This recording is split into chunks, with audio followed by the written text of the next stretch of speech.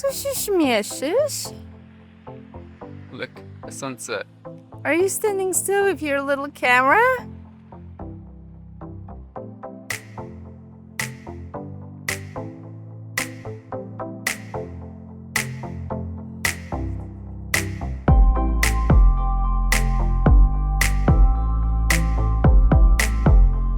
Good morning, Kampot. I'm not even half asleep, I'm fully asleep, but I got up from the bed to see the sunrise, and this is as much of the sunrise that I will get today. Still pretty charming, isn't it? We have some range of hills in the east, and we have mountains on the west. This is the national forest where we will go probably tomorrow. A quick weather forecast for today. We had this problem in Vietnam a little bit, and now a lot in Cambodia, that their forecast is extremely inaccurate. So Google is showing rain and thunderstorm for every single day, and every single day is sunny and as hot as it can get. And there is a thunderstorm, but for 1 hour and in the evening. However, for Kampot, the weather yesterday showed rain and thunderstorm for the entire day, and I just got a little drop on my forehead, and I can see rain falling down over there. And here's the hero of the day, who also, Morning? fully asleep, got out from his bed. So let's hope that the weather was not right again, and that we're gonna have a nice day, not raining at least, so we can go visit places, because there's so much to do in here. And we only have 2 days. Maybe we'll extend. Sorry it took so long. I walked out of the room and I realized I left the car key in the room. So I had to go downstairs to talk to the staff to let me into the room. But I have her car key. Good morning, durian fruit. And up we go. Good morning from Kampot. We got a late start this morning, but we're on our way. We have a full itinerary today. So it turns out that this region really has a lot to offer, and we hired a remorque again. Pretty exciting. And we're gonna visit several spots, not in the city, but actually outside of the city. And we are heading now towards water. We're heading towards a temple in a cave. There are apparently several in this region, and they're one of the oldest in Cambodia.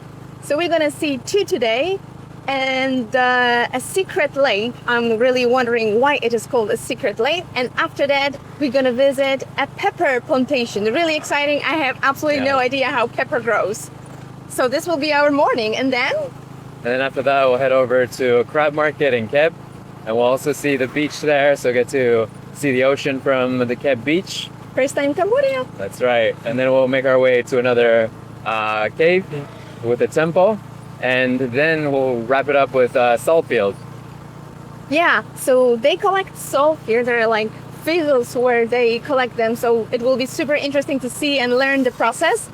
And they're very beautiful at the end of the day when the setting sun is reflecting in the field. So this is really what we are counting on today. But obviously, if the weather allows, as you can see, right now it's quite sunny. But you remember in the morning it was quite cloudy and the risk of rain. But cross fingers for us. Yeah, let's see how it goes. We're about 1 hour behind, but it's full speed ahead in our remorque. Let's go, remorque. Let's go. Let's go. This is a remorque. It looks like an old style horse carriage actually, but it's pulled by a motorbike, as you can see. And very characteristical thing, it's open. Unlike a tuk-tuk, it doesn't have any walls. So sitting in it, first of all, you need to hold on to something.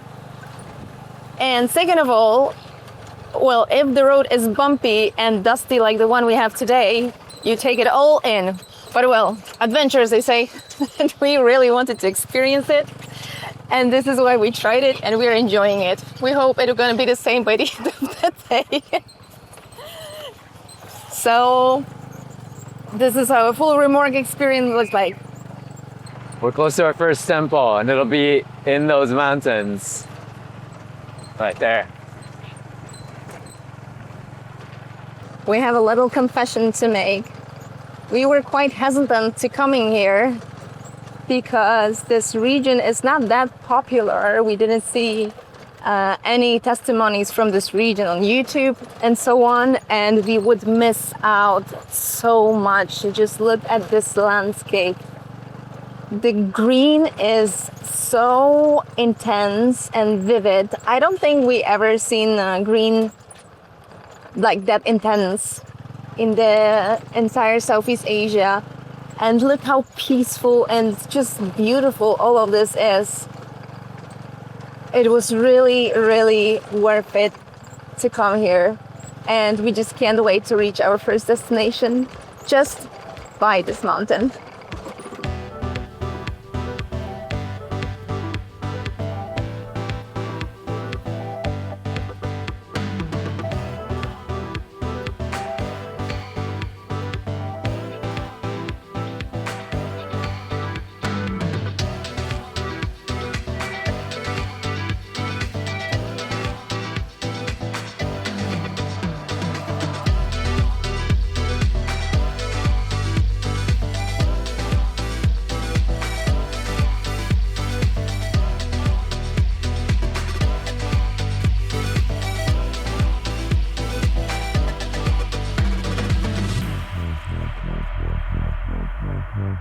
It's been a month that I didn't climb a volcano or something.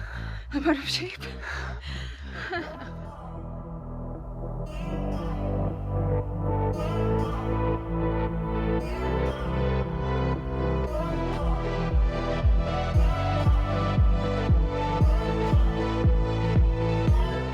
Look, there is the temple and the cave.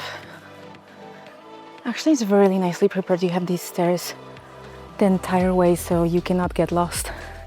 There were some young men trying to propose us guiding services next to our tuk-tuk, and they made it seem like it's super difficult, but it looks very straightforward.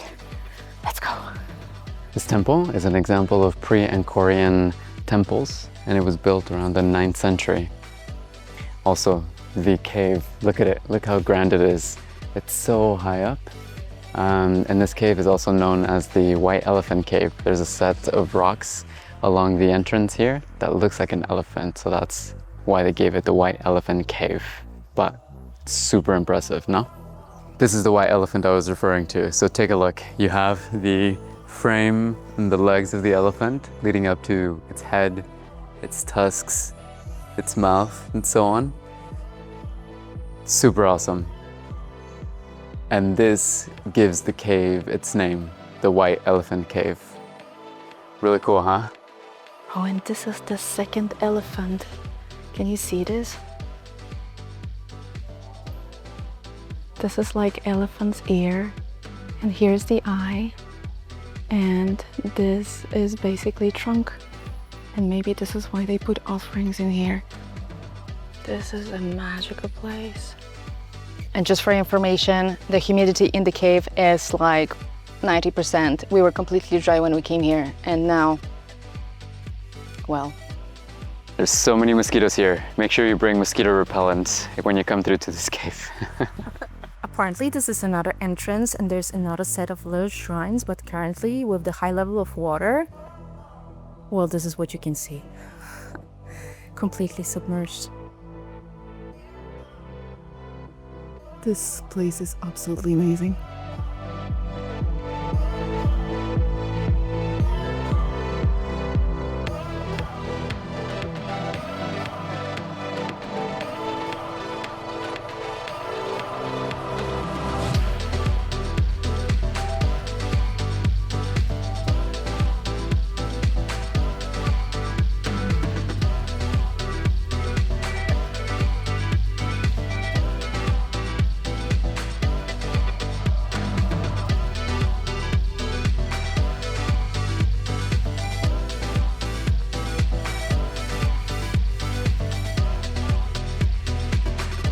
It's a beautiful lake, but unfortunately, human trash already made it here too.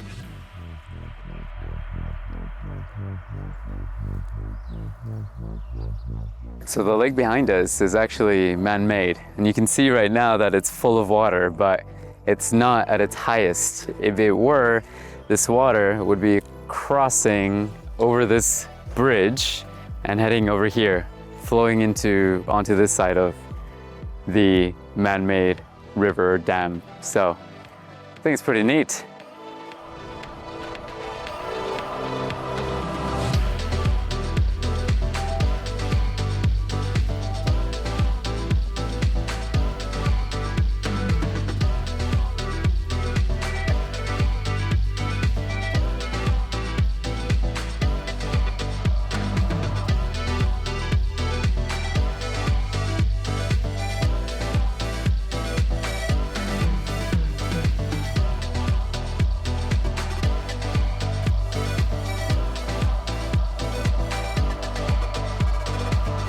We're at the pepper plantation, and the first thing that we came to observe is passion fruit. This is how it grows. And on the side of it is actually dragon fruit, but a small one. So this one doesn't have fruits yet. Crazy! So right behind us, we have machines that allow them to dry the roots of various spices that they grow here, like turmeric. So they'll put them in there, increase the temperature, regulate it, and so on. And that's the process before they get shipped out to consumers. Pepper doesn't actually go into those machines. They're actually dried out under the sun. Let's try young green pepper.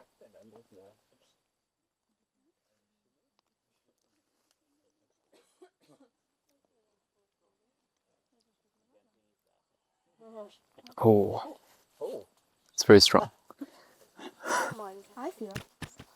It's a bit spicy. But only at the end you feel it. Only at the end, yeah. I think I need to put down some food. Very good, see? Look at this. This is the young green pepper.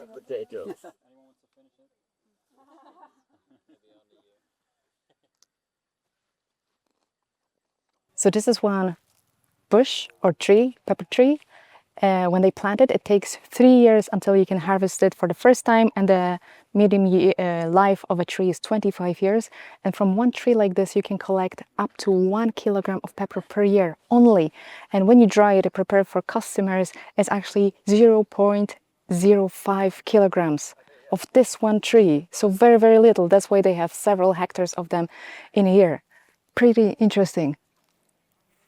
Did you know that black pepper and white pepper actually both come from the same plant? This one, black pepper is prepared with the skin. They put it in the boiling water for 8 minutes and then they leave it in the sun to dry. But white pepper, they keep it in the boiling water for 40 minutes to remove the skin by actually hitting it. And then once they remove the skin, they leave it to dry again. And this way they obtain the white pepper. So actually black pepper is spicier because the skin also gives the spiciness to it, and white pepper is not as spicy, but they both come from this tree. One other thing that you should know about La Plantation and the pepper that they grow here is that it has a PGI, Protected Geographical Indicator, which means that the pepper that they export from here, it's true to its origin, it's protected, and this is where Kampot pepper comes from. Others might label it as Kampot pepper, but here is where it's actually grown. It's similar to what some of you might know, Champagne in France.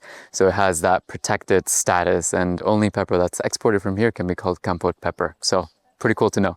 One thing that you'll notice here is that there are little crevices in the tree. This indicates that there are termites here, and there are also termites in the pepper trees. So they need to be careful because they've lost about half of all their trees in 10 years, and it's the biggest threat to the pepper that grows here.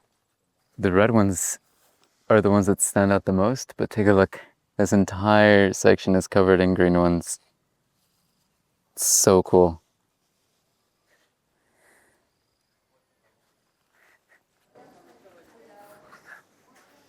Let's go have a taste test.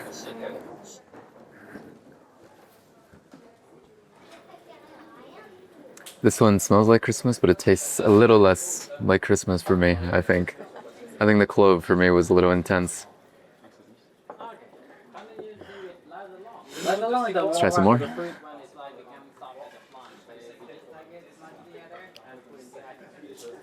Lemon pepper leather. Apparently this one's spicy. That's very nice. It smells very close to the smoky ones. Let's try some.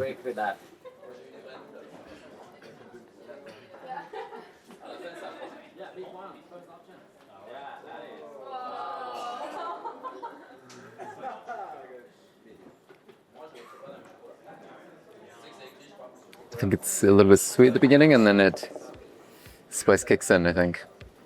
Slowly. It's good so far. Let's see.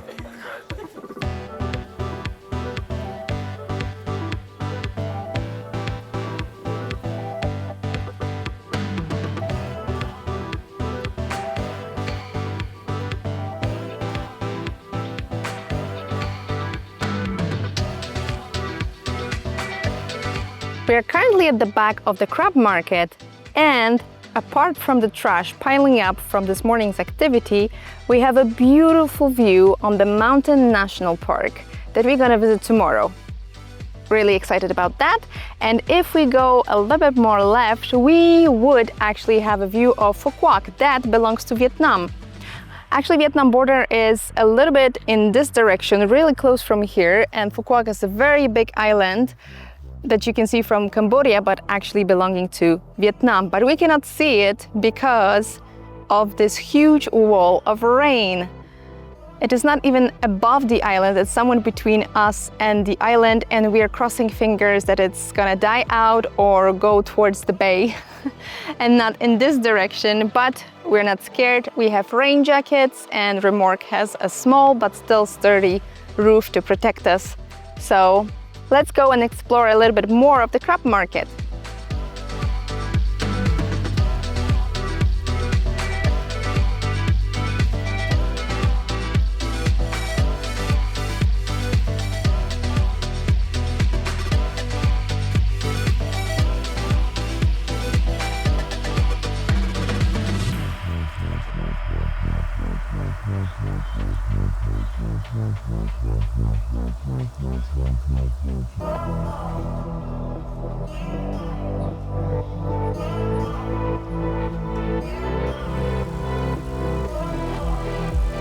And this is the view from our lunch place. Quite calm in here in the afternoon. And just as we predicted, the rain came to us, but we are safely at the restaurant at the moment. So we're having lunch along Kep, a little bit of rain in the background. And today we have a crab amok. We tried vegetarian amok. I think we tried chicken amok. Now this is the take on amok, crab version, with crab that's actually fished from the sea along here. We also have squid here, also a delicacy in the area. So let's dig in.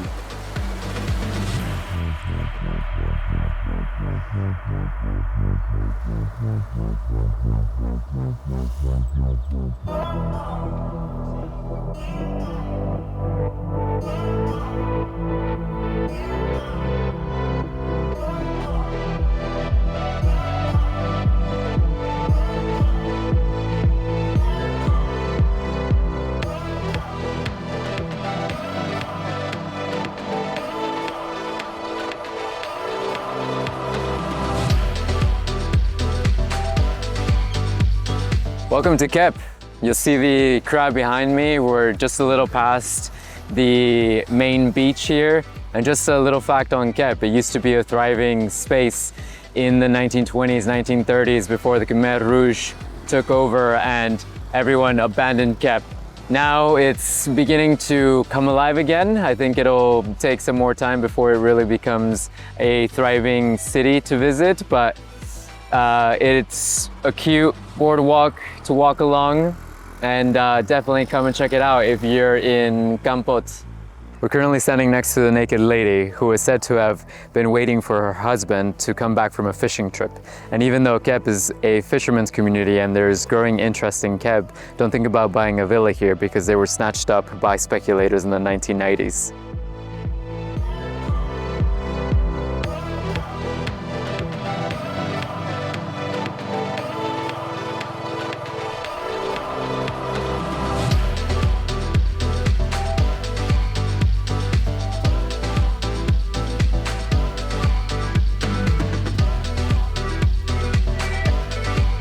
We're at Sorsia Cave.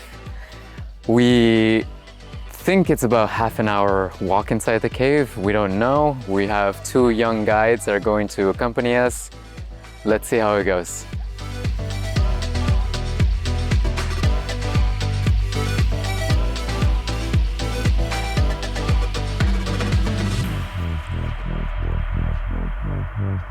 We're gonna go to the cave here.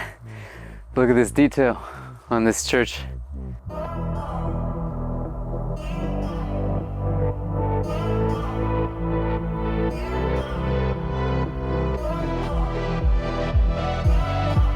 We have another white elephant. So if you can see the outline of the elephant here with the head and the tusks and the snout coming down this way, this place is dedicated to the white elephant king.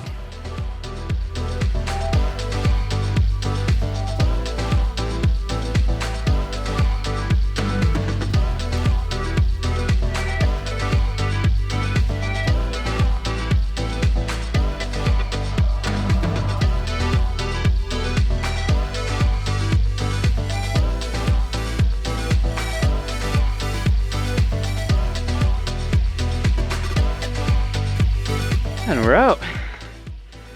Woo. We're alive.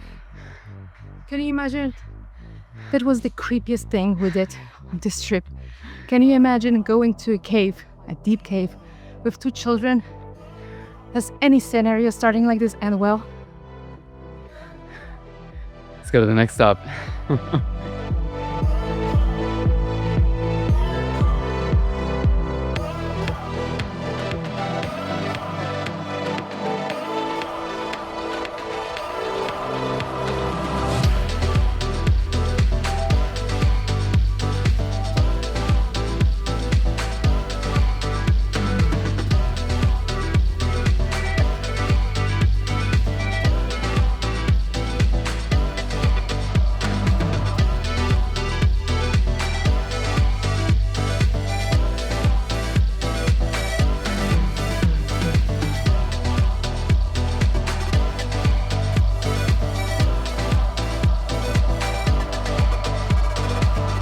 And these are the salt fields. It was not raining as much today, so most fields are not covered in water, but we managed to find the one that is. And this is where we're gonna observe the sunset. Look at this. Can you see the clouds reflecting in water? Oh my gosh. Can you see this cloud? First of all, it's standing so still, but most of all, the setting sun is letting it from the other side, and on our side we can see this dark cloud, so puffy, and orange edges becoming golden by second and then being reflected in the pool. Wow.